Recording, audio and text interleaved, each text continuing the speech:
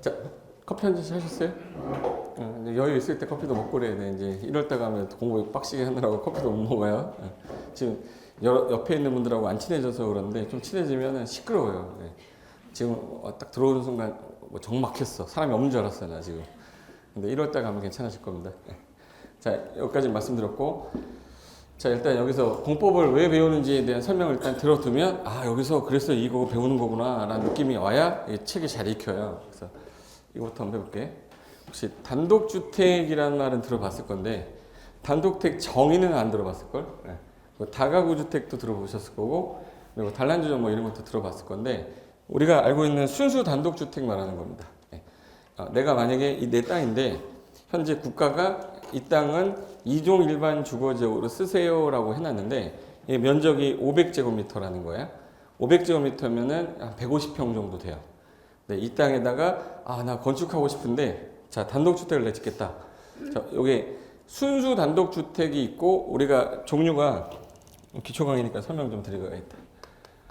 단독주택의 종류가 단독주택 몇 글자예요? 네 글자 4개 있어요. 4개. 단독주택 4개 있어요. 순수 단독주택 우리가 지나가다 보면 집 한 채 있는 거 있죠. 순수 단독주택인데 다중주택이라는 것도 있어요. 다중주택 있고 다가구 주택 있고 공관이라고 있어요.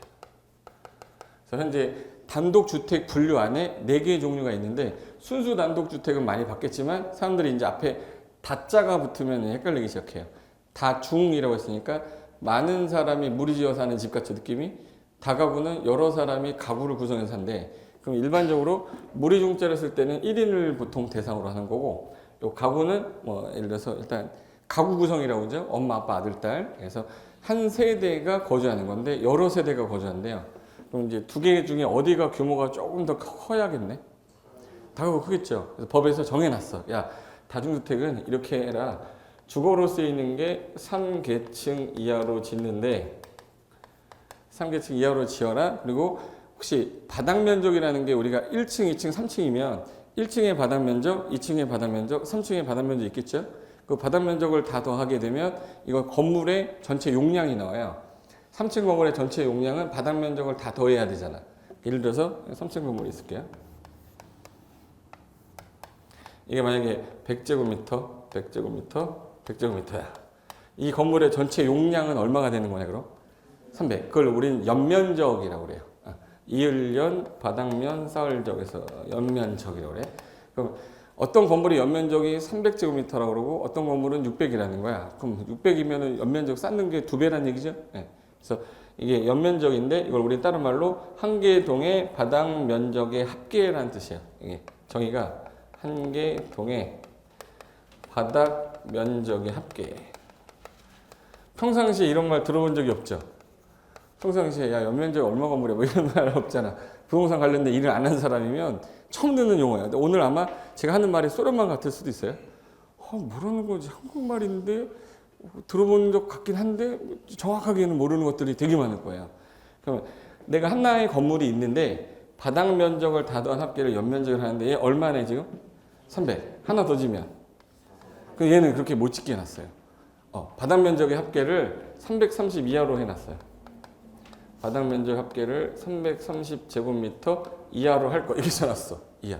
그러면 얘는 얼마를 줄 수밖에 없냐면 많이 줘봤자 몇 층까지밖에 못 짓겠다 이거. 3계층에다가 지금 얼마가 좀 남네요. 30제부터 남죠. 30제부터 남으면 여기다 30 해도 돼 이렇게 해서 130 해도 돼. 그럼 딱 맞춰서 330 진 거야. 그러니까 이 규모 범위 내 330 이하에서 몇 개층 이하로 짓고 3계층 이하로 짓는데 이 안에 들어갔을 때 한 사람이 들어가서 사는 거잖아요. 그럼 여기 나눌 때 들어가면 여기 계단이 있을 거예요. 계단이 있으면 여기 방이 있어. 문 열 거 아니에요? 문을 딱 열었는데 1인이 사는 거예요. 1인이. 근데 이거는 어떤 사람들한테 이거 팔거나 사고 팔 수 있는 단위가 아닌 거예요. 그냥 한 사람 소유권 안에 월세 내면서 사는 형태의 주택이야. 그러면 얘가 독립이 되면 안 된다고 돼 있어요. 독립된 구조가 아닐 것. 우리가 주택이 독립이 됐다는 얘기는 거래 단위의 객체구가 된다는 얘기거든요. 그래서 독립이라는 게 먹고 자고 씻고 이 3개가 돼야 독립이 됐다고 하거든요. 근데 얘는 독립되지 못하게 하겠대. 최소한 방에서 뭐는 해야 돼요. 여기 세 개 중에 꼭 해야 되는 게 뭐 하나는 있어야 돼요. 작업은 돼야죠. 예. 작업은 되는데 둘 중에 하나는 넣고 하나는 빼자라고 얘네들 고민을 한 거야. 그럼 아침에 일어나서 먹고 회사 출근해야 돼요? 씻고 회사 출근해야 돼요? 그지? 먹고 갔는데 추노돼서 갈 수는 없잖아. 예. 그러니까 뭐를 빼자. 먹고를 빼고 뭐를 넣어라. 씻고. 그럼 뭐가 안 된다면 취사가 안 된다는 얘기예요. 그 다중주택은 취사가 안 돼요. 그래서 문을 딱 여는 순간 뭐만 있냐면 방 하나랑 뭐만 있어요? 샤워 부스 하나 있어요. 근데 여러분이 막상 살려다 보면 중간에 배고프면 뭐 끓여 먹고 막 해야 되잖아. 그러니까 사람들이 저걸 별로 좋아해요? 안 좋아해? 안 좋아해. 안 좋아하니까 주인이 월세가 안 들어오겠네. 잘 공실이 있을 거니까. 그러니까 어쩔 수 없이 얘네들이 맨 처음에 사용 승인을 받을 때는 이렇게 해요. 그래놓고 여기 공동치사라고 해서 주방 하나 만들어 놓는데 남자애들은 가서 먹는데 여자애들은 잘 안 가. 밥 먹고 있는데 누가 와가지고 앞에서 또 먹고 있으면 말 걸고 그러면 짜증나잖아. 물론 저 같은 사람이 걸면 괜찮겠지만 웃자고 했는데 웃지도 않고 만약에 내가 여기 가서 안 먹을 거면 얘가 좀 있으면 여기 못 사겠다면 나갈 거예요. 그러다 보니까 얘네들이 하는 방식이 일단 승인 받고 그 다음에 몰래 여기다가 싱크대 넣어요. 그럼 이게 합법인 겁니까? 불법인 겁니까? 그러니까 우리나라에서 제일 주택 중에 불법이 많은 게 다중주택이에요. 그래서 집중 단속도 해요. 다중주택 취사하는지 안 하는지 집중 단속 기간 뭐 이렇게 해요. 근데 어쩔 수 없어. 법에 이렇게 해놓은 대로 맞춰놓은 다음에 사람들이 월세가 안 나오니까 막 이렇게 변화하는 거죠. 그럼 형태로 가는 게 무슨 주택이에요 지금? 그래서 얘는 3계층 이하로 하고 바닥면적 합계 330 이하로 짓는데 얘는 독립된 구조를 갖추지 말 것. 이게 조건이에요. 법에 써 있어요. 근데 다가구는 좀 다른 게 일단 주거로 쓰이는 거를 3계층 이하로 지어라. 근데 가구가 살다 보니까 면적이 너무 작으면 안 되잖아요. 그래서 얘는 2배 해놨어. 2배. 이 바닥 면적 합계가 그럼 얼마겠네? 그럼 660제곱미터 이하로 해놨어요. 이하로 해놓고 19세대 이하가 거주할 거. 그러니까 크기로 봤을 때는 층수는 똑같아요. 똑같은데 약간 더 넓은 게 뭐겠네? 다가구로 보시면 돼. 근데 얘는 가구가 사니까 먹고 씻고 자고 다 되는 거예요. 근데 현재 잡아요. 무슨 주택에 들어가 있네? 그럼 소유권이 1인한테 있다는 뜻이거든요. 단독 소유로 돼 있어. 소유권이. 단독 소유. 그러면 이제 다가구 주택은 여러 세대가 살긴 사는데 소유권을 가지고 산다는 얘기예요. 들어가서 이제 전월세 산다는 얘기예요. 전월세 사는 거야. 그러면 매달 월세 같은 거 내겠네요. 그럼 이제 주인이 월세를 받아서 쓰는 부동산인 거라 수익이 발생하는 부동산이니까 수익형 부동산이라고 그래요. 다가구 다중주택은 월세 받는 거니까 분양하는 게 아니야 이거는. 그러니까 다가구 주택은 나중에 하면 여러 세대 사니까 공동주택이라고 생각하시는 분이 되게 많아. 그러니까 다가구 한번 따라해봐. 다가구 한번 해봐. 다가구 혼자 다가구 무슨 주택이에요? 단독주택이야. 그러니까 다가구는 단독주택이에요. 나중에 하면 다세대 주택이라고 나와요. 다세대 주택은 얘랑 외관이 똑같이 생겼는데 구분 등기가 돼 있어요. 그러니까 101호는 누구 거, 102호는 누구 거 이렇게 구분 등기 되어 있는 거는 한 세대가 들어가서 독립된 구조를 갖추면서 소유권도 별도로 해서 그 땅에 대한 지분만 공동 소유하는 거예요. 그러니까 분양을 하는 거지. 그러니까 걔는 예를 들어서 6세대, 다세대를 지었다. 그럼 6세대를 분양한 건데 분양 안 하고 그걸 그냥 갖고 임대 사업을 하는 사람도 있어요. 근데 얘는 팔려면 다가구 통짜로 팔아야지. 근데 다세대는 6개의 세분이 돼 있으니까 한 개는 팔고 5개 갖고 있을 수도 있어요. 그럼 이 사람은 다주택자가 되는 거예요. 이 사람은 1주택자가 되는 거고. 그래서 공동주택 보시면 공동주택 몇 글자네? 이것도 4개겠네. 네, 4개. 그래서 아파트 많이 들어보셨죠? 연립주택, 다세대주택, 그리고 기숙사. 다 들어는 보셨는데 얘네 4가지를 한꺼번에 볼 때 공동주택이라고 하는구나 이렇게 하시면 돼. 근데 여기 얘 다가구랑 다자 붙었네. 다가구, 다중 그리고 다세대 붙어 있잖아요. 그러니까 나중에 이제 엘리베이터 타고 내려가면서 다가구 다세대 구분이 안 되는 거야. 다자가 붙어 있으니까. 근데 얘는 뭐라고 썼네 단어를? 세대라는 말은 언제 쓰냐면 분양할 때 쓰는 표현이거든요. 분양을 한다는 얘기는 한 세대 분양을 했다는 얘기니까 공동주택을 얘기하는 거야. 근데 얘는 주거로 쓰이는 게 4계층 이하로 바닥 면적의 합계가 얘는 660 이하예요. 뭐가 다르냐? 660 이하 똑같죠? 그럼 얘는 한 층을 더 짓는 거네. 한 개층을 더 짓는 거죠? 그리고 얘는 19세대 이하 이런 말이 없어요. 20세대 줘도 되고 30세대 줘도 돼. 상관없어요. 대신 이 규모는 맞춰야 돼. 근데 다세대하고 연립하고 유사하게 생겼는데 얘도 층수는 4계층 이하로 돼 있어요. 4계층 이하로 되어 있는데 바닥면적 합계가 660제곱미터 얘는 이하였는데 얘는 660제곱미터 초과라고 되어 있습니다. 초과. 그러면 4층짜리 주택인데 구분등기가 됐어요. 근데 658제곱미터다 그럼 뭐가 되는 거예요? 다세대. 661제곱미터다 그러면 외관상 똑같은데 연립 다세대는 큰 구분의 실익은 없어요. 근데 연립주택은 약간 평수가 큰 집들, 그러니까 50평대 빌라 있죠. 40평대 빌라. 그런 것들은 옛날 연립으로 지었던 거고, 그냥 조그만 세대로 여러 개 분양한 거는 거의 대부분 다세대니까 구분할 때 얘는 층수로 구분을 해야 된다는 뜻이에요. 바닥면적 합계로 구분해야 돼. 그래서 만약에 4층짜리래. 그럼 연립 아니면 뭐네? 다세대야. 그럼 연립 아니면 다세대인데 바닥면적을 물어봤더니 800이라고 하는 거야. 그럼 얘는 뭐가 되는 거야? 연립. 600이다 그러면 이게 시험 문제야. 지금 제가 얘기한 게 시험 문제예요. 그래서 다음에 조건을 주고 다음에 해당되는 주택이 무엇인가 이렇게 했어요. 그래서 주택으로 쓰이는 게 4계층, 바닥 면적이 800, 현재 18세대가 거주하고 있음. 뭐야? 그러면 일단 4계층 이하니까 연립 아니면 다세대죠. 근데 800이라고 줬잖아요. 800이 줬으니까 뭐겠네? 그럼 연립주택 3번에 있으면 동그라미 치면 자격증 나오는 거야. 어려워, 쉽죠 이게. 근데 이런 게 앞으로 수천 개가 나올 거예요. 지금 한 개 얘기한 거 한 개 얘기한 거. 이게 계속 나올 거야. 아파트 있지, 아파트. 옛날에 이거 오파트라고 그랬는데 주거로 쓰이는 게 5계층 이상이면 무조건 아파트라고 합니다. 지나가다가 건물 봤는데 주택으로 쓰이는 게 8개네. 그러면 다른 건 다 필요 없고요. 일단 몇 계층 이상이 됐네. 그럼 무조건 아파트라고 하는데 밑에 상가가 있다. 그럼 주상복합 아파트라고 하는 거야. 그러니까 일단 주거로 쓰이는 게 몇 계층 이상이면 무조건 아파트예요? 5계층. 얘는 말 그대로 이제 학생이나 공장의 근로자가 거주를 하게 하는데 독립된 구조 가지 않은 상태로 이제 쓰는 거. 이건 뭐예요? 기숙사예요. 그리고 공간이라는 건 공적으로 쓰이는 거처란 뜻이거든요. 그러니까 예를 들어서 서울시장에 제가 이번에 출마했는데 서울시장이 됐어요. 그럼 임기 동안 서울시에서 집을 한 채 줘요. 거기서 거주하라고. 그걸 공간이라고 그래. 경기도의사가 되면 경기도 공간이 나와요. 경기도의사 공간.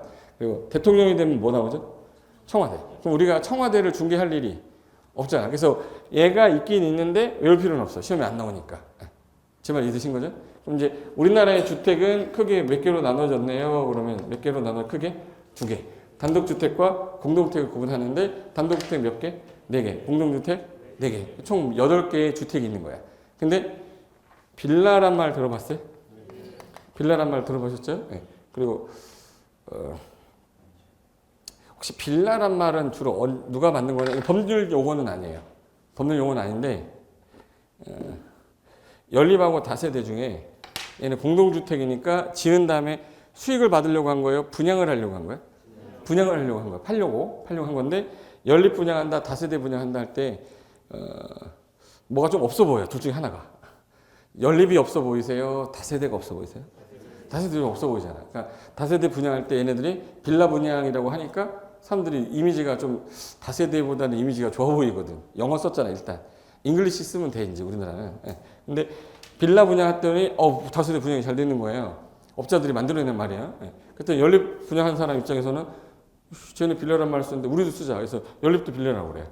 그러니까 빌라란 말은 법률 용어가 아닌 거니까 사람들이 빌라라고 얘기하면 거의 연립 아니면 뭐 얘기하는 거예요? 다세대 얘기하는 거예요. 그리고 원룸이란 말 들어보셨어요? 원룸도 법률 용어 아니에요. 그냥 방 하나짜리 분양할 수도 있고 방 하나짜리 뭐예요? 임대할 수도 있어요. 그래서 다중주택을 원룸이라고도 하고 다가구를 원룸이라고도 하고 연립을 원룸이라고 해서 막 혼용해서 막 써요. 그래서 딱 어떠한 명확한 정의는 없어.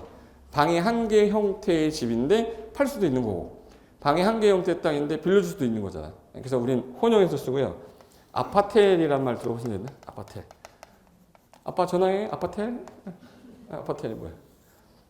이게 아파트하고 오피스텔 합성화한 거야. 그러니까 주거로 쓰이는 게 5개. 5개 이상이면 아파트죠. 근데 오피스텔 형태로 쓰고 있대요. 그러니까 오피스텔형 아파트를 말하는 거라 아파트예요, 아파트. 무조건 5계층 이상이면 뭐라고 그랬지? 아파트. 근데 오피스텔 개념이 들어있다라고 생각하시면 돼. 그러니까 법률 용어는 아니니까 시험에서는 나올 일이 없으니까 우리는 시험에서는 이런 것만 쓴다라고 기억하시면 돼. 그 중에서 요 단독주택을 내가 여기다 짓고 싶은 거예요. 여기다 단독주택을. 그럼 단독주택이 여기다가 이종 일반 주거라고 되어 있는 적에 가능할까 불가능할까? 여러분이 봤을 때 이종 일반 주거 땅에다가 내가 단독주택을 짓겠다. 가능하다 불가능하다 느낌상 가능할 것 같죠? 네. 그럼 다가구 주택은 요 놈이에요. 아까 주거로 쓰이는 건 몇 개층? 세 개층. 잡으세요. 자, 하나, 둘, 세 개죠. 근데 용적률이라는 게 좀 남아서 1층을 상가로 빼고 피로티로 뺀 거예요. 주차장 같은 걸로. 그럼 주거로 쓰이는 건 몇 개? 18세대에 거주합니다. 이거. 몇 개층 이하고? 3개층 이하고 주거로 쓰이는 게 660 이하죠.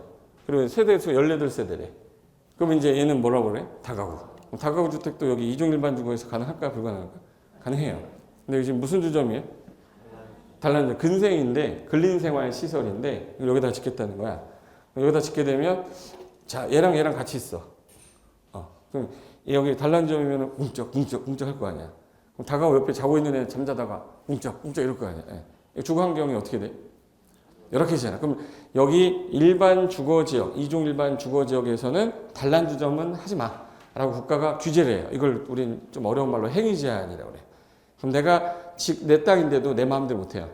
당신 땅이 이종 일반 주거지역이면 이종 일반 주거지역에 지을 수 있는 건물의 종류를 우리가 나열해 놓겠다. 나열해 놓은 걸로 하는 거야. 자, 봐. 여기 단란주점을 여기다 지으면 된다, 안 된다? 안 된다. 그럼 건축은 뭐 하지 마라 해서 내려야 돼요. 지을 수 있는 건물이 우리나라에 445개의 종류가 있으면 한정이 되어 있다는 거야. 이 건물은 지어도 돼, 이 건물은 지어도 돼, 이건 하지 마. 이런 거 규제하는 거를 행위 제한이라고 그래요. 누가 우리를 규제하는 거네? 국가가 우리 규제하니까 부동산 공법이 되는 거지. 이제 느낌이 이제 알겠죠? 예. 하나 더 해주세요. 지금 이종 일반 주거라고 그랬는데 전국의 땅이 현재 어떻게 돼 있냐면 개발할 땅 정해놨고 보존할 땅 정해놨어요. 그래서 개발할 땅을 우리 개발 용도라고도 하고 보존할 땅은 보존 용도라고 하는데 그 전에 법이 개정되기 전에는 얘를 도시지역이라고 그랬어요. 도시적으로 묶어놓은 땅은 개발해도 돼. 근데 보존할 땅을 비도시지역이라고 그래요. 그래서 준도시, 농림, 준농림, 자연환경에서 지금 현재 크게 4개 용도로 묶어놨어요. 5개 용도로. 요거는 법 개정되기 전인데 이걸 통칭해서 한꺼번에 부를 때 용도지역이라고 그래요. 이제부터 용도지역이란 말 되게 많이 나올 겁니다. 국가가 땅마다 용도를 정해놨다. 용도지역이 현재 5개였었어요. 옛날에. 근데 지금 4개로 이제 통합을 시켰는데 왜 4개로 통합시켰는지를 알면 책이 잘 읽혀요. 근데 이거를 모르면 읽으면서 짜증나요. 그러니까 그 얘기를 지금 하는 거예요. 이런 얘기는 11월, 12월 아니면 할 시간이 없어요. 1, 2월 달에는 진도 나가야 되니까 글자 따고 외우고 막 이래야 되기 때문에 그럼 그때 가서 1월 달에 오신 분들 길을 확 죽여버려야 될 거 아니에요. 그죠? 여러분 11월부터 시작한 사람인데 똑같으면 안 되잖아. 2달을 더 빨리 했는데 똑같으면은 이거 내가 뭐 한 거야. 그죠? 남들보다 받아들일 때 내가 아는 거다. 야, 이거 2번 들으니까 좀 알겠네. 뭐 이런 게 나와야 되는데 성격이 고든 사람이 있어. 그때나 지금이나 똑같은 사람이 있는데 공부할 때는 고르면 안 돼요. 예. 하나 더. 여기서 이제 디벨로퍼가 A라는 사람이 디벨로퍼, 개발업자예요. 개발업자가 제일 좋아하는 땅이 뭘까? 이것도 가야 돼요. 자, 저기 5가지를 옛날에는 도준, 농준자라고 했는데 제일 좋아하는 땅은 당연히 무슨 땅을 제일 좋아했겠네, 당연히? 도시역을 제일 좋아해. 진짜 좋아해. 근데 비싸요. 왜? 개발할 수 있게 해놓으니까 토지 가치가 높은 거야. 그러니까 내가 지금 현재 1억밖에 없는데 저 땅을 사려면 5억인 거야. 포기해야지 어떻게. 그러니까 이제 사람들이 좋아하기는 도시역을 좋아해요. 근데 개발이 가능해서 좋게 하는데 비싸니까 머리를 써야죠. 그럼 싼데 개발이 가능한 거 찾아야 돼요. 여기서 느낌이 준도시, 농림, 준농림, 자연환경 보전 지역이야. 어디가 개발을 절대 하면 안 되겠다 느낌이 오는데. 그렇죠. 자연환경 보전 지역이에요. 네. 그러니까 불국사를 개발해가지고 아파트 짓겠다. 이게 또라이. 아파트 지으면 안 되죠. 문화재 보호해야 되잖아요. 네. 보호할 거니까 웬만하면 하지 마라. 규제를 되게 강하게 해놨어요. 그러니까 얘 가격이 제일 싸. 가격이 싼데 개발이 안 돼. 별로 안 좋아하는 거지.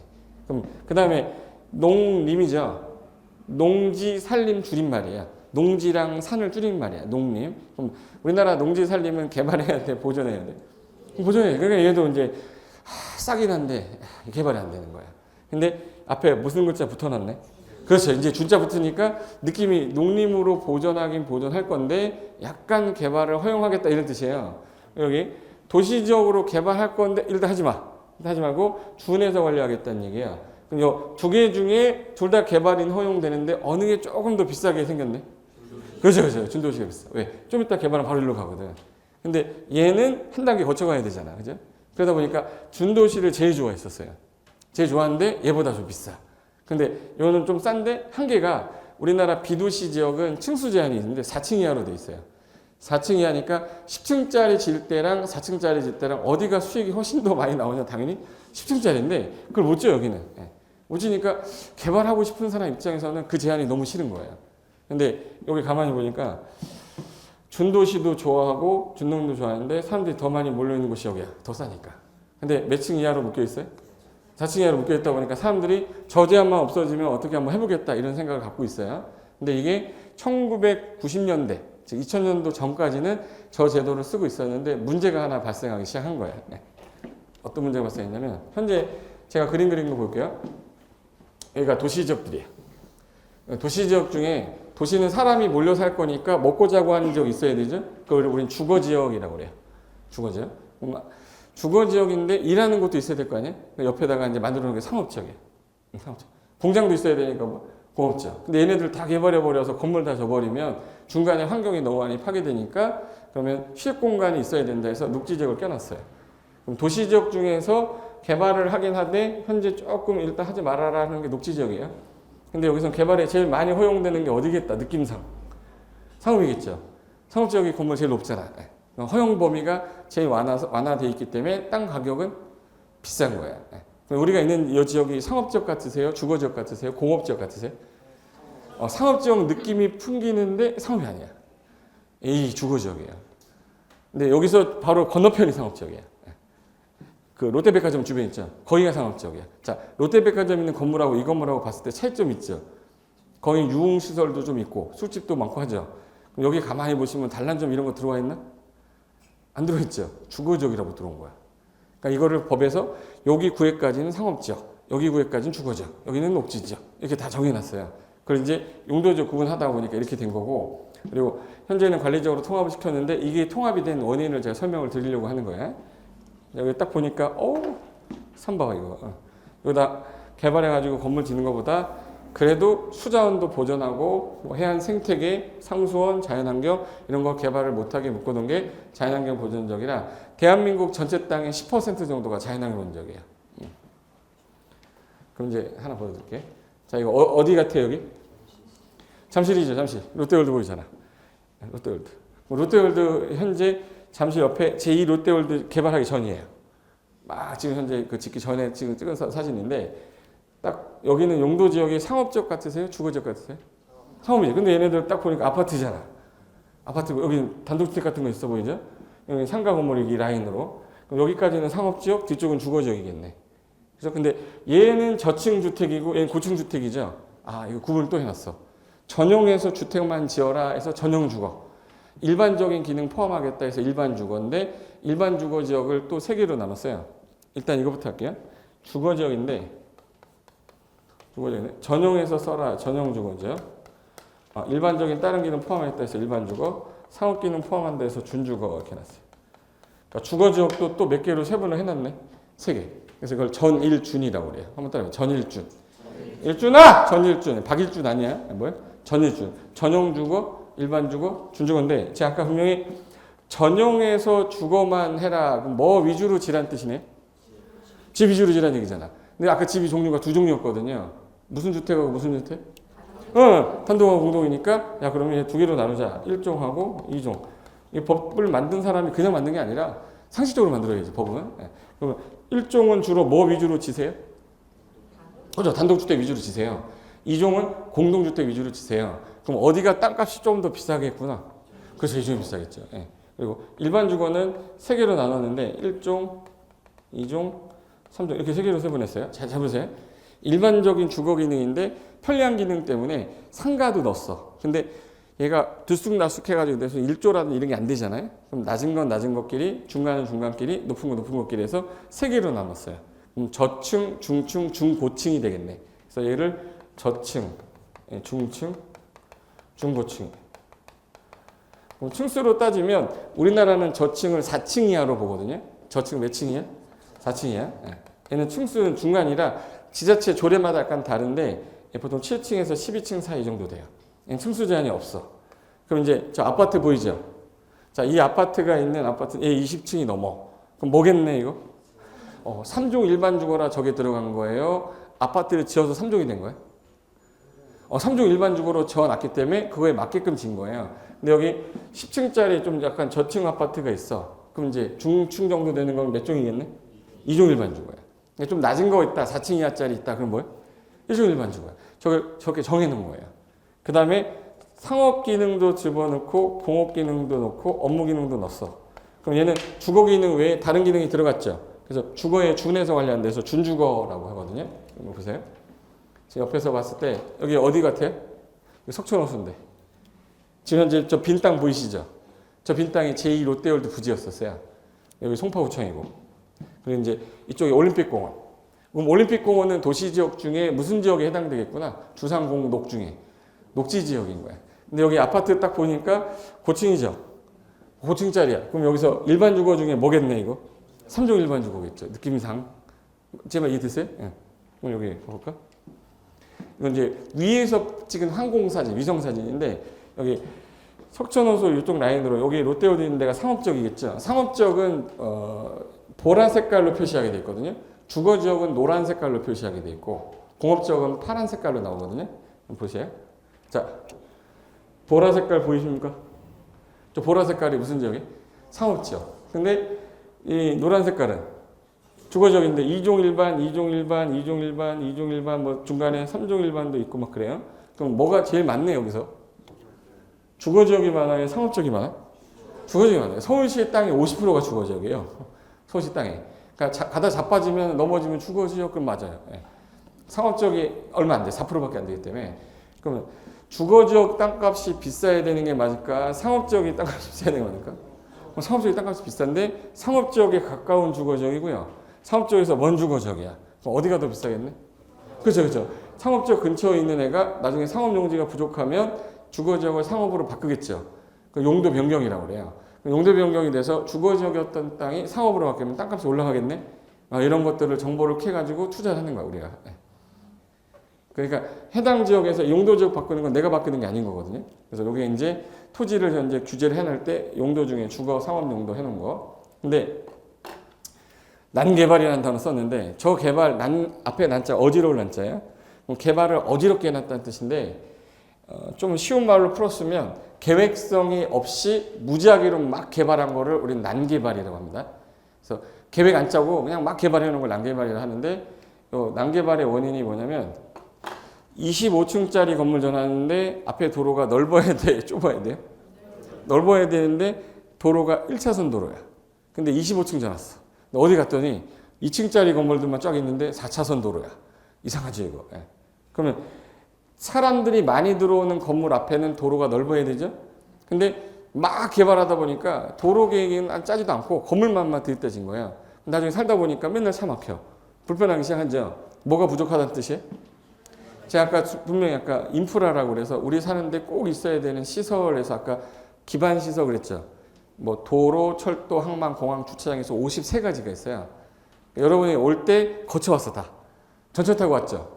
철도가 무슨 시설이에요? 기반 시설. 뭐 버스 타고 오신 분도 있고 차 갖고 오신 분도 있겠고 중간에 오다 보면 학교도 있었고 공원도 있었죠. 그 다 무슨 시설이라고 하는 거예요? 기반 시설. 근데 여기 난개발이라는 게 계획성 없이 무작위로 개발이 된 형태를 말하는데 자 여기 보시면은 지금 현재 공원 하나 딸랑 만들어져 있고 여기 아파트만 천지로 해놨죠. 예. 근데 도로 가만히 보면요 저기 다 1차선 도로예요. 처음에 입주했을 때는 괜찮았거든요. 처음에 입주해서 괜찮았는데 2만 세대가 들어오는데 5천 세대 들어올 때까지는 괜찮았어.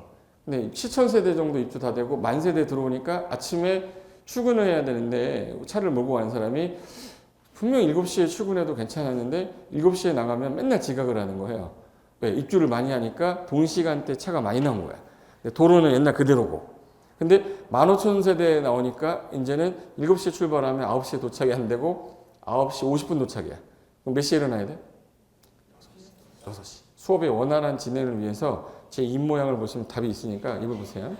몇 시에? 6시. 근데 2만 세대가 다 입주했어. 그러니까 이제는 새벽 4시에 나가야 되는 거야. 그럼 4시에 나가고 와가지고 이제 밤에 야근해서 2시에 왔어. 2시간 났는데 나가라는 거야. 와이프가 안 나가? 너 오늘 또 지금 할래? 그러면서 일어났죠. 그래서 좀 살기가 쉽지 않죠 이제. 처음에 들어갈 때 생각하고 다른 거야. 그래서 여기 난개발의 주범 해가지고 토지공사 박살내자 보이세요? 이게 어느 시 같으세요, 느낌상? 우리나라 난개발하면 온상 그럼 어디에? 용인시예요. 연간 검색어 난개발 치면 용인시 떠요. 혹시 여기 용인시 관련된 분 있어요? 난 용인시 거주한다고 투자를 했다, 뭐 이런 거. 10만 말 빨리 하기 전에 빨리 얘기해야 돼요. 10만 말 해도 돼요? 용인시가 나쁘다는 게 아니라 2000년대 초반에 얘기하는 거야. 2000년대 초반에 용인시가 문제가 생겼어. 어떤 문제가 생겼냐? 자, 용인지 아파트 가구수 보시면 현재 2000년도에 지금 현재 5만 4천이었어요. 근데 2001년도 입주하면서 지금 현재 4년 사이에 지금 2배 이상이 들어왔죠. 지금 5, 3, 15니까 거의 3배 정도 거의 들어왔죠. 근데 아파트는 무지하게 잘하는데 뭔 안 깔아놨어? 도로 안 깔아놨고요. 학교도 없고. 그러니까 이제 문제가 발생하기 시작했겠지. 그 3년 사이 입주를 하고 나니까. 그리고 여기 용인시 인구 추이 보시면 99년도에 35만인데 지금 2배 이상이 들었어요. 근데 뭘 많이 줬기 때문에 인구가 늘어난 거예요? 아파트. 근데 뭐는 안 건드려놨냐면 기반시설 안 건드려놨어요. 그 기반시설이 어떻게 됐냐면 여기 봐. 왼쪽에 지금 오른쪽에 보면 우리 옛날에 성냥갑 아파트라고 나온 데가 용인이에요. 여기 보시면 산 다 깎아가지고 지금 전부 다 아파트만 짓는 거야. 근데 주변에 보면 학교 부지도 없고요. 도로도 옛날 그대로 도로 시골길이야. 그래서 여기 난개발이 끝나면 또 저기로 옮겨가고 그래서 용인 난개발은 이게 신문에 있던 거 제가 보여드리는 거야. 이게 나와서 법이 바뀌었거든. 그래서 산을 깎고 땅을 파헤쳐 아파트 건설하는 모습은 5년 전, 즉 수지지구 조선일보에서 나온 거야. 오른쪽에 이제 구성읍의 청덕 동백지구랑 용인 서북부 지역이 5년간 장소만 다르고 비슷한 난개발이 계속됐다. 영동고속도로를 가운데 두고 안쪽 청덕내에서 아파트 건설을 위해서 기반다지 공사 왼쪽에 엄청나게 하고 있는 거고 오른쪽 아파트 다 졌어. 근데 옛날 기반에서 그대로야. 이게 2005년도 기사예요. 2005년. 지금 벌써 몇 년 전이죠? 12년 전이에요. 12년 전이에요. 그래서 지금 현재 용인시 지도인데요. 지금 현재 얘가 그 97년, 98년도에 용인시 땅의 80%가 준농림이었어요. 아까 준농림이라고 아까 잠깐 얘기했었죠? 그 중에 그나마 여기 초록 색깔이 이제 보존할 땅이고 그나마 여기가 개발될 땅들이에요. 수지구 쪽이 개발 제일 많이 됐지. 기흥 쪽하고. 그 기흥에 뭐 들어갔죠? 산업단지 뭐 삼성 있고 하니까 일자리가 들어가니까 집이 있어야 되잖아. 그래서 이제 집 지려고 이제 뭔가 했는데 자, 이 당시가 1997년도에 1997 응답하라 1998 전에 IMF 터졌을 때 일단 일자리가 없어졌어. 그러니까 회사 부도나면서 국가가 돈이 없어요. 근데 97년도에 처음으로 이제 김영삼 정권에서 바뀌었어요. 12월 달에 전 부재자 선거했는데 그때 대통령이 98년도 누구 됐죠? 김대중 대통령. 김대중 대통령이 딱 된 해가 12월 달이었어요. 12월 달에 대통령이 딱 되고 98년도에 이제 뭘 했냐면 일자리를 잃은 사람들의 일자리를 마련하려면 정부가 제일 먼저 했더니 공공사업 했어요. 도로 건설, 공항 건설, 철도 건설 막 이런 거 해서 일자리 막 창출했는데 지금 현재 국가가 빚이 많아서 돈이 없는데 그거 할 수가 없잖아. 그래서 이분이 했던 것 중에 제일 많이 했던 게 대규모 그러면 규제를 완화해 주겠다. 니들이 개발해라.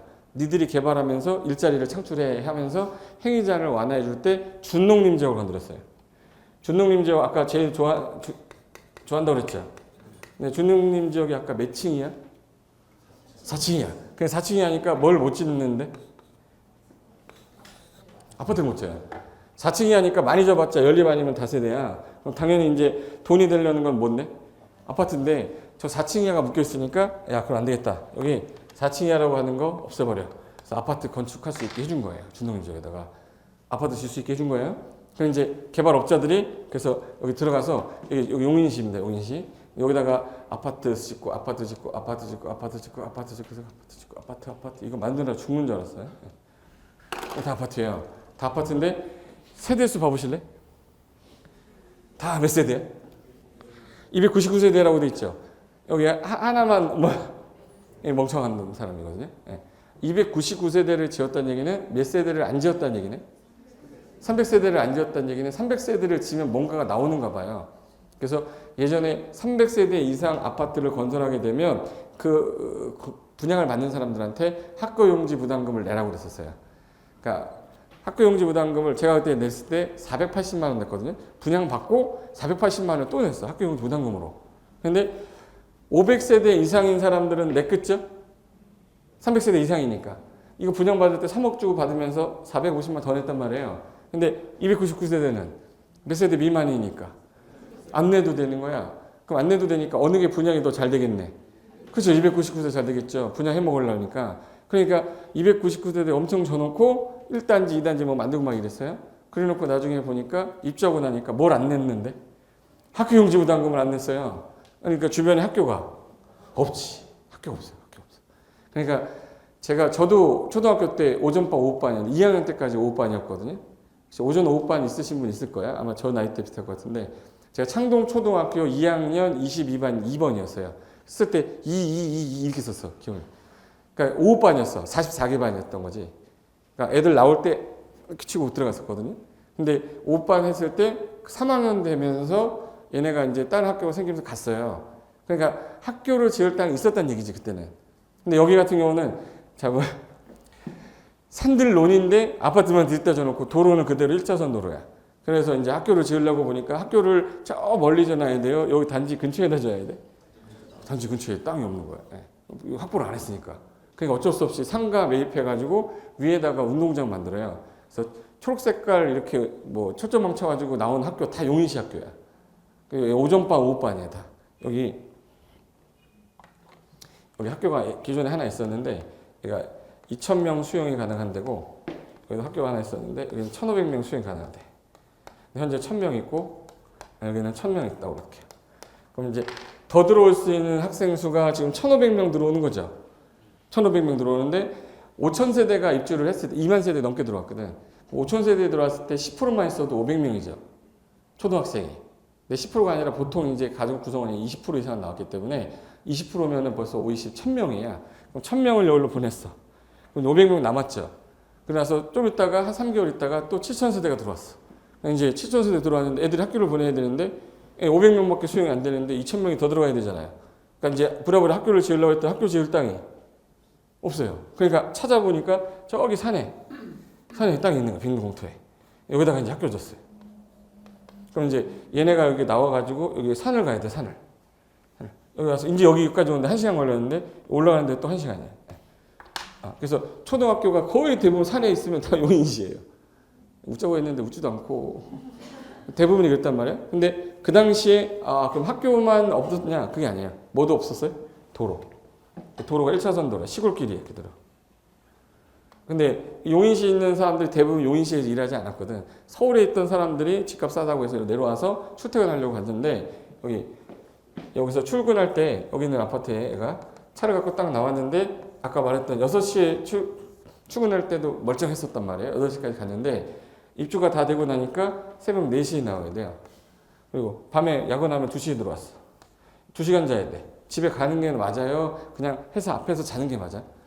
그렇죠. 회사 앞에 자는 게 맞잖아. 그래서 얘네들이 어떻게 지내냐면 회사 근처, 종로 근처에 고시원에 들어가 있어요. 고시원에 들어가서 살고 와이프는 또 여기 있겠죠? 애가 하나 있었어. 학교 다니려면 얘 데려다 줘야 되는데 힘들죠? 아침에 출근할 때 차로 데려다 줘야 되는데. 그러니까 이모한테 보내, 이모. 이모는 꼭 목동 살아. 목동 가면 이제 애가 지금 현재 8살인데 꼭 형이 9살이야. 가만 놔뒀을까요? 구박했을까? 구박했겠지. 아무도 없잖아. 이모가 이제 내려갔을 거니까 이제 맨날 방 구석에다가 뭐라고 발로 때리고 막 할 거 아니에요.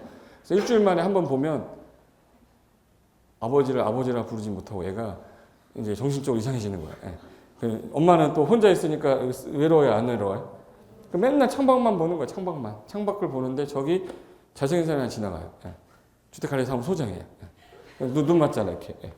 눈 맞아. 그래서 용인시 이혼율이 제일 높았어요. 용인시 이혼율이 제일 높았어. 왜? 힘드니까. 그러니까 이제 이거 안 되겠다 싶어가지고 안 되겠다. 그러면 우리 이거 집 내놓고 다시 서울 갑시다. 라고 시작하게 되면서 집값이 폭락한 데가 용인시예요. 옛날 아파트 절반으로 반토막 났던 데가 다 용인시거든. 입주할 때 3억 주고 들어갔는데 내놨어요. 내놨는데 2억 9천에 내놔도 안 사는 거 사람들이 1,000만 원에 싸게 내놨는데 왜 안 내냐, 왜 안 사냐 했더니 옆집도 내놨고 밑집도 내놨고 윗집도 내놓은 거야. 그러니까 이제 가격 경쟁력이 떨어지잖아요. 낮출 수밖에 없어요. 3억 주고 받은 걸 2억 주고 팔고 나오기 시작한 거예요. 못 살겠다. 그럼 원인이 뭐였는데? 라고 해서 이게 입주하고 나서 아까 인구 늘어난 거 보셨죠? 2003년, 4년에 막 난리도 아니었단 말이에요. 그러면서 정부가 그럼 뭐 어떻게 해야 되냐 막 고민하고 봤더니 여기가 땅이 아까 무슨 땅이었죠? 준농림 지역이었잖아요. 준농림 지역에다가 행위자를 대폭 완화해줬는데 뭐를 안 짰냐면 도로 계획이나 기반 설치 계획을 안 짜고 개발만 해줬잖아요. 그래서 이제 난개발이 나온 거야. 난개발이니까 계획 이시, 계획 없이 선 계획해야 되는데 선 개발을 하는 거야. 선 개발해놓고 후회하고 있어.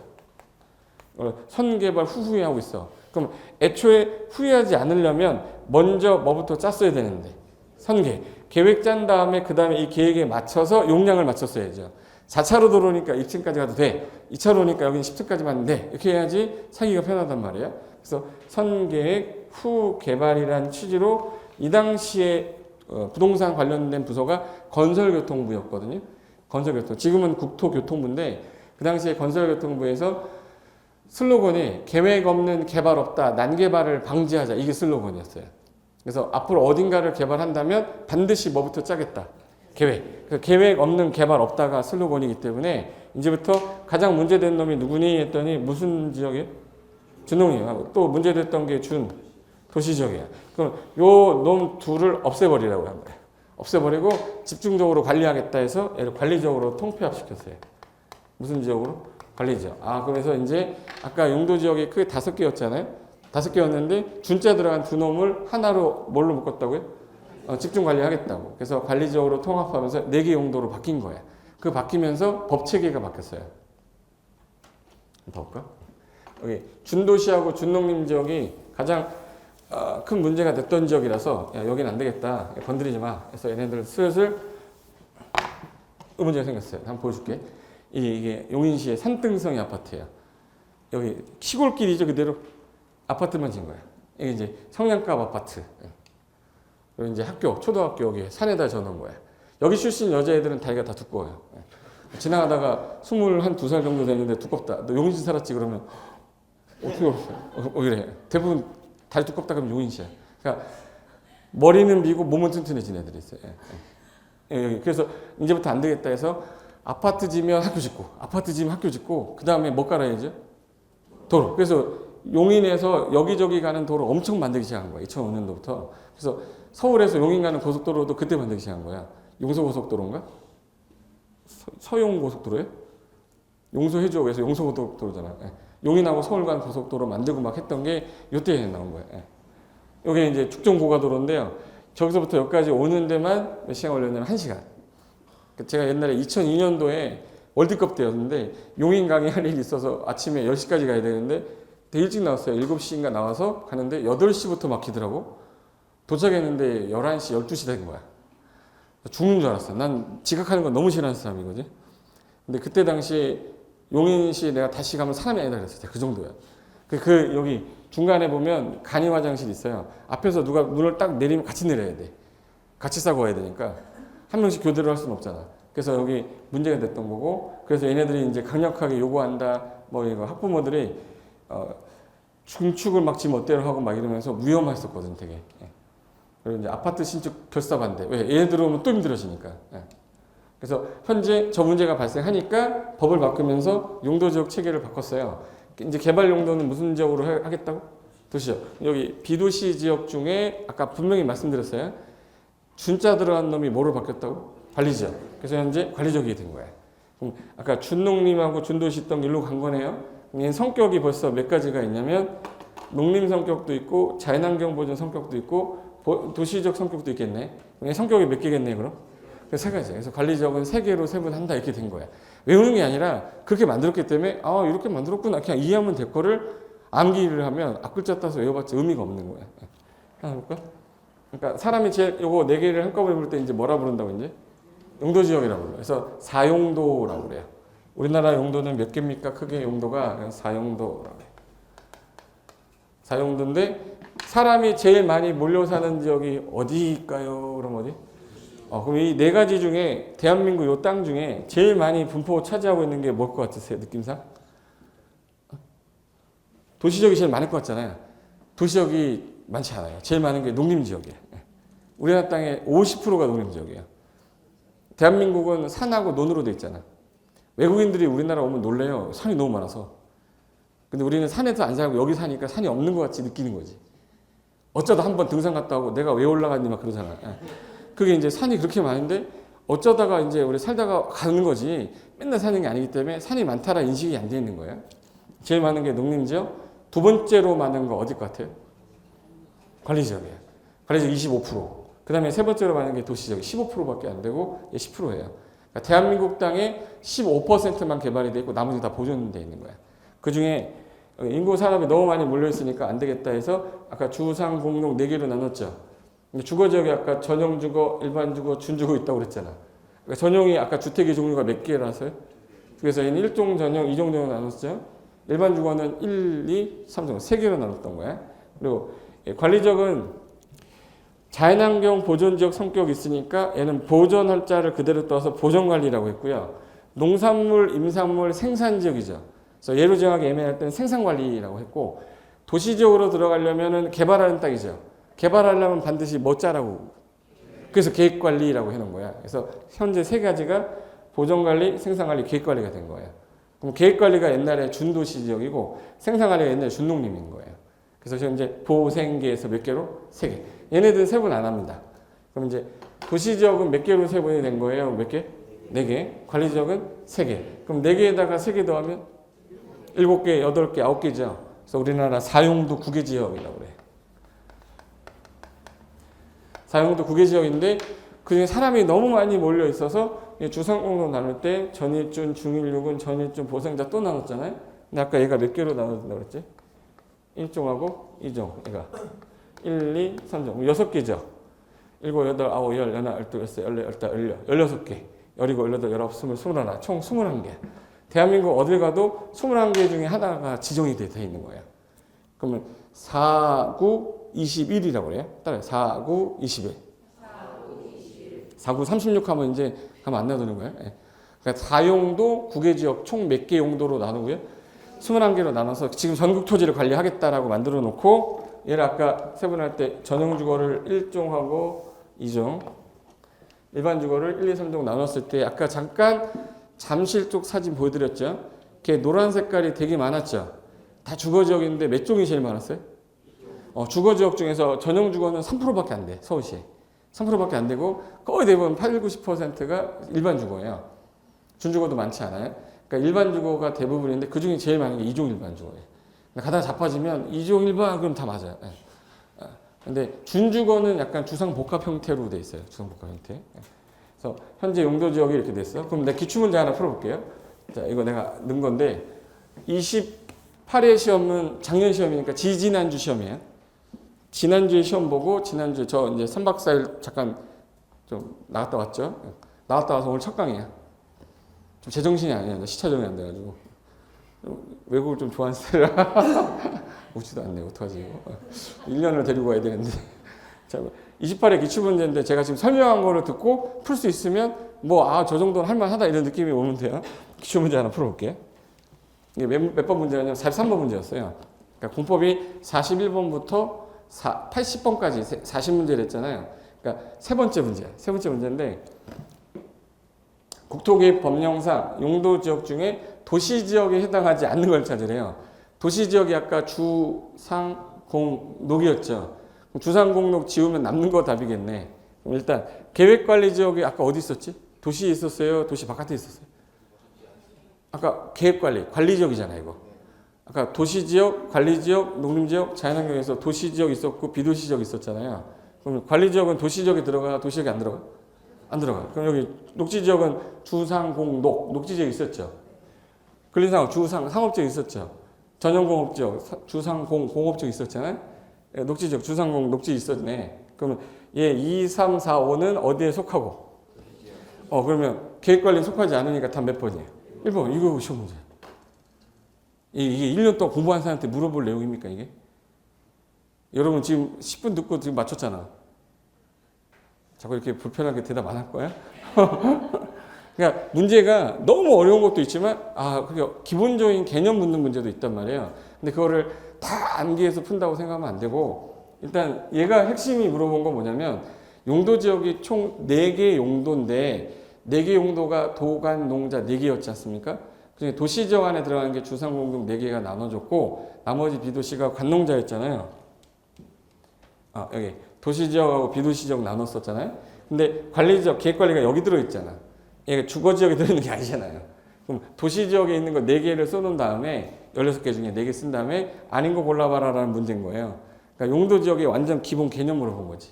그러니까 만약에 이게 20 몇 회 문제였어요? 28회 문제잖아. 그럼 올해 우리 이제 내년도 29회 시험 문제를 준비하는 사람들이에요. 그럼 29회 때는 이런 문제 안 나오겠지 이제. 안 나와 이제 이거 안 나와. 100% 장담할게요. 용도 지역은 전년도랑 똑같은 문제 절대 안 나와. 그럼 29회 때는 뭐 나올 거냐면 내가 찍을게요. 용도 지역 5개 써놓고 용어 정리다. 설명 중 틀린 거 찾아. 이거 나올 거야. 그럼 내가 문제집에 그 문제 넣어놓을 거야? 안 넣어놓을 거야? 넣어놓겠지. 그럼 여러분 문제집 풀고 연습하고 가면 되는 거예요. 예.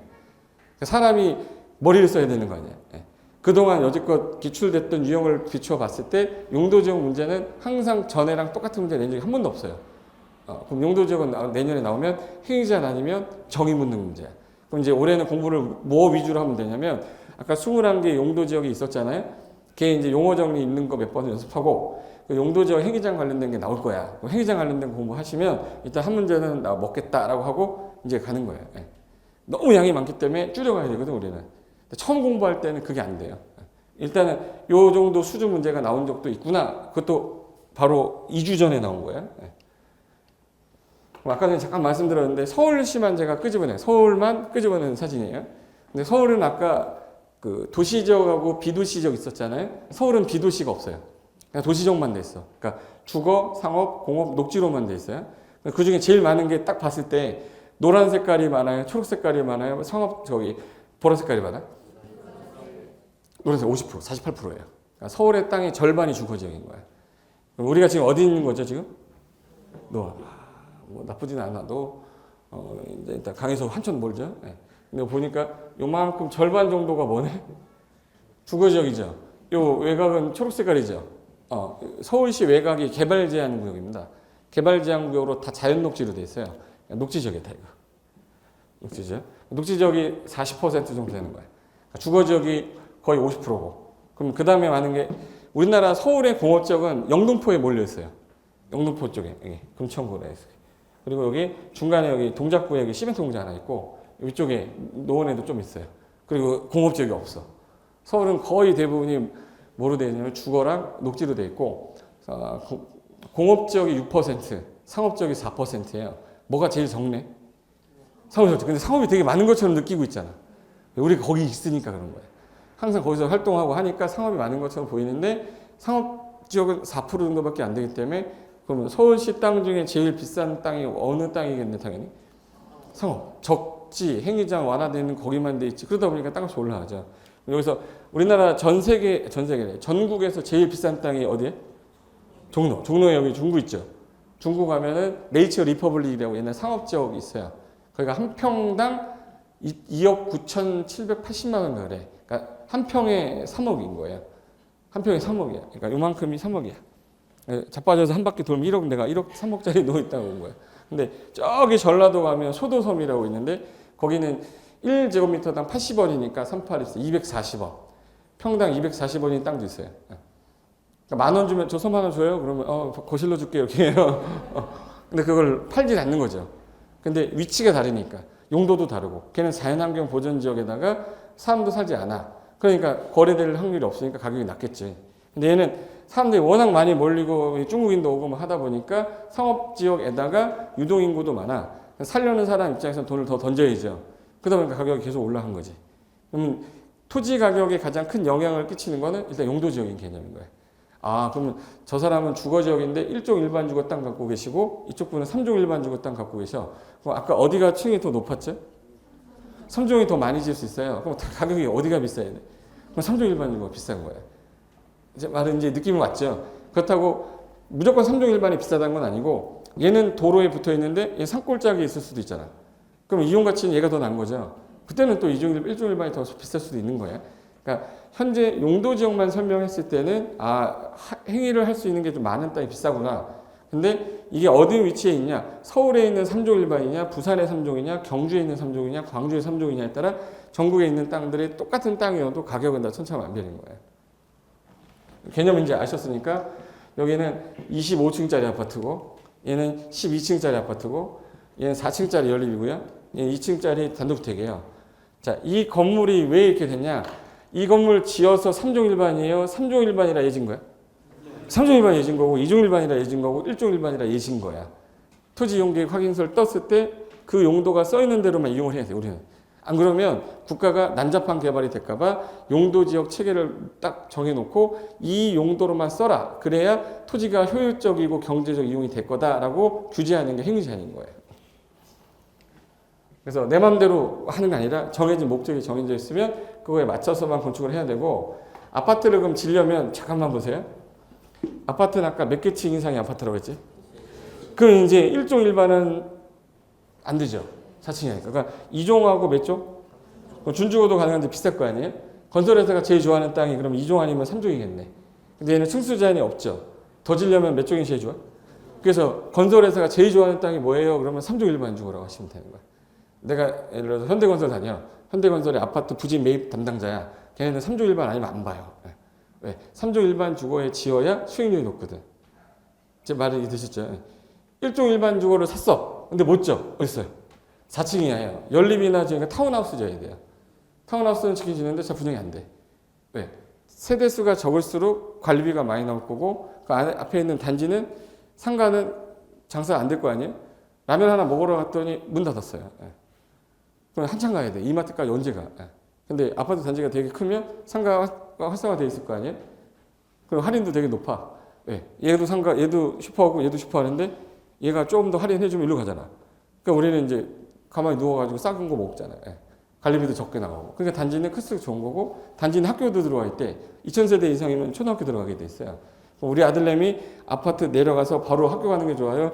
저 길 건너는 거 맨날 아침마다 건너면 안 돼, 건너면 안 돼, 그러면 안 돼. 그런 거 안 되잖아요. 그러니까 아파트 단지 내에 아파트가 그 기반시설이 잘 돼 있어야 가격이 오르는 거라. 그러니까 대단지가 좋은 거예요, 소단지가 좋은 거예요. 대단지가 되려면 몇 종 일반에 가야 돼? 그러니까 2종이나 3종 일반으로 갈 수밖에 없는 현재 구조가 돼 있는 게 용도 지역 때문에 그런 거예요. 그래서 제가 사례를 하나 드릴 건데, 이제 이 땅에다가 어떻게 건물을 짓는지를 알면 아 이거 그래서 배우는구나가 이해가 될 거니까 첫날이라 제가 빡세게 안 할 거예요. 잠깐 쉬었다가 제가 1시 좀 넘어서 끝낼 테니까 커피 한 잔 더 드세요. 커피 하루에 3잔씩 먹는 거예요.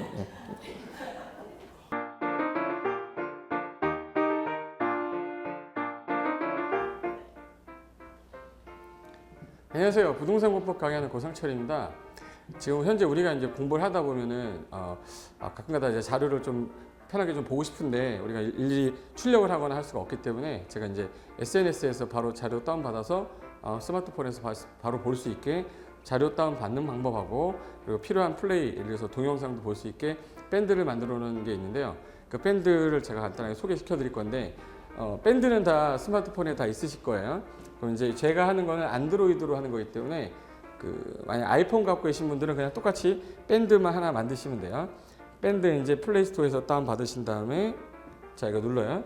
누르면 이제 맨 화면 나올 건데, 여기 보시면 돋보기 모양의 밴드 찾기예요. 그럼 이거를 제가 눌러보겠습니다. 누르면 검색하는 기능이 나올 거예요. 그래서 여기다가 밴드 게시글 검색해 보세요 했는데, 여기다가 공수모라고 치면 돼요. 공수모. 공수모라고 치고 검색 누르면 됩니다. 검색 다 누르면 지금 현재 우리 공인중개사 수험생 모임에서 줄인 약자예요. 공수모에서 요거로 이제 들어가는 거야. 클릭 딱 하면 화면이 바뀌면서 지금 현재 오늘 매일매일 자료가 올라가기 때문에 공지사항이 3가지가 있어요. 3가지 현재 눌러보시면 제가 바로 어제 그저께 체계도 강의 한 강의 자료 여기다 올려놨어요. 그래서 2017년도 부동산 공법 체계도 해가지고 요거 누르시면 한번 볼게요.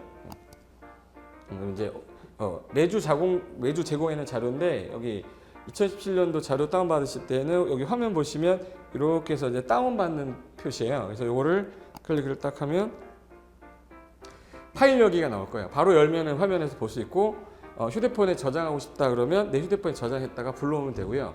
그리고 네이버 클라우드 같은 거는 혹시 네이버는 쓰시는 거니까 거기다 저장해 놨다가 나중에 필요하면 컴퓨터에서 프린트 하실 때 쓰는 거예요. 그래서 여기 일단 전 파일 여기를 해볼게요. 파일 여기 하시면은 여기 화면에 지금 현재 다운을 받는 게 보일 거야. 다운을 받고 난 다음에 화면이 이제 뜹니다. 그래서 이 화면이 뜨죠. 원래 맨 첫 화면 이제 부동산 공법 체계도 제가 그 6시간 정도, 7시간 정도 촬영한 그 자료, 강의 자료인데 이걸 넘기면 이제 우리가 했던 강의 자료거든요. 근데 확대를 넘기면 내 눈으로 좀 크게 보겠다 그러면 확대해서 순서대로 이렇게 보시면 돼. 움직이면서 보시면 돼요.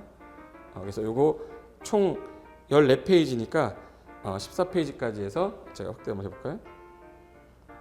자, 그래서 내가 관련된 자료 좀 보고 싶을 때 이렇게 다운받아서 보시면 되고요. 다시 나갈게요. 자, 이제 이거는 이제 그 일반 자료고 매일매일 올리는 자료도 있어요. 그래서 3월달 매 월마다 어떤 개정되는 거, 공법 같은 경우는 개정되는 게 너무 많기 때문에 그 관련된 거랑 그리고 이제 파일로 용어 정립 같은 거 올려주고요. 오늘 하루하루 이제 올라올 때, 자, 오늘이 지금 제가 촬영한 날이 3월 28일이거든요. 이날 에드프로 공인중개사 부동산학 개론 문제 있으면 내가 2차만 보시는 분들은 안 보셔도 되고 1차, 2차 같이 하시는 분들은 같이 보시면 되고요.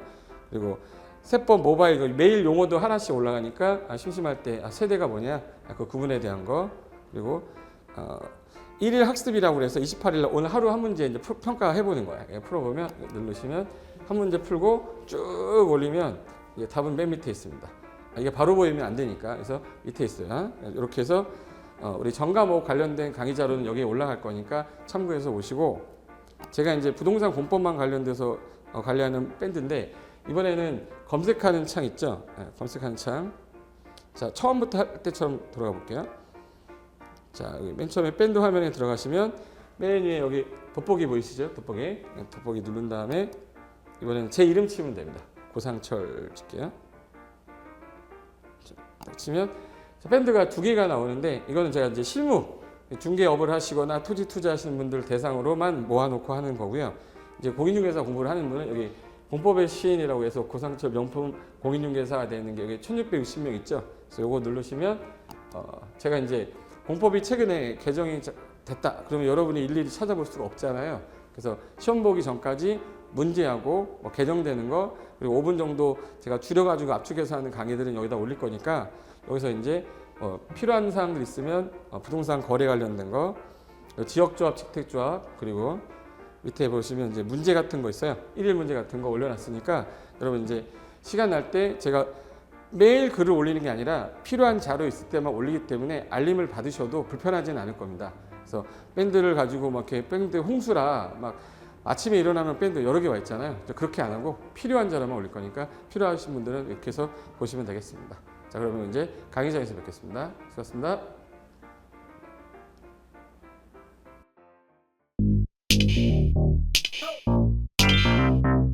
검색하던 창으로 다시 오셔서 자격증을 딴 후에 내가 뭐 상가 예를 들어서 상가 중개라든지 예를 들어서 토지 중개 또는 아파트 중개 하기 위해서 여러 가지 소식을 좀 많이 받으셔야 되는데 실질적인 자료는 365 부동산 스터디라고 그래요. 그래서 약자로 365 부스라고 치시면 됩니다. 365 부스 하시고 검색을 누르시면 이제 365 부동산 스터디 365 부스라고 해서 띄어쓰기 하셔야 돼요. 그래서 요거 클릭해서 하시면 지금 현재 제가 자료 하나 올려놨는데 최근에 국토부에서 주차정법을 개정했어요. 그래서 중개하시다 보면은 새로 개정되는 소식을 자기가 일일이 찾을 수 없기 때문에 저기 이런 데서 들어와서 밴드 소식 계속 받으시면 남들보다는 또 실전에 좀 더 도움이 되지 않을까 해서 운영하는 거고 대부분의 전문가 중에서 유명하신 전문가분들이 다 모여 계시니까 여기서 잘 활용하시면 자격증도 따고 그 다음에 이제 실무에서도 도움이 되는 밴드니까 그렇게 좀 간단하게 소개 좀 드렸습니다. 자, 그러면 밴드에서 뵙겠습니다.